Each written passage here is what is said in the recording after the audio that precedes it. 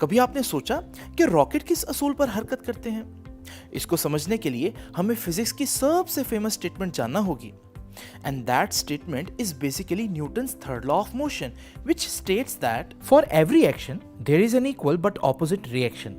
आइए Newton's third law को समझते हैं एक एक्टिविटी से।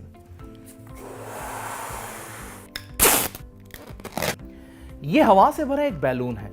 जब मैं फिंगर्स को रिलीज करूंगा तो इस बैलून में मौजूद हवा बाहर को पुश करेगी। इसे हम कहेंगे एक्शन।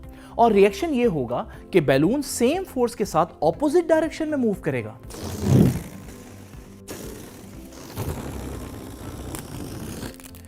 इस एक्टिविटी से हम लोगों ने सीखा कि न्यूटन्स थर्ड लॉ को इस्तेमाल करते हुए हम किसी भी ऑब्जेक्ट को हरकत करने पर मजबूर कर सकते हैं।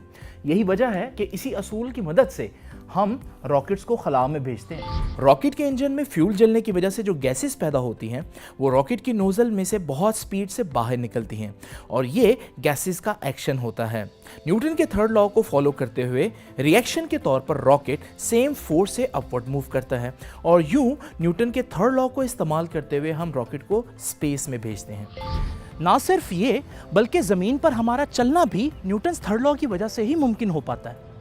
जब हम ज़मीन पर चलते हैं तो हम अपने पाँव से ज़मीन को पीछे धकेलते हैं, जिसके रिएक्शन में ज़मीन हमें आगे को पुश करती है और यूं न्यूटन थर्ड लॉ की वजह से ज़मीन पर हमारा चलना मुमकिन हो पाता है।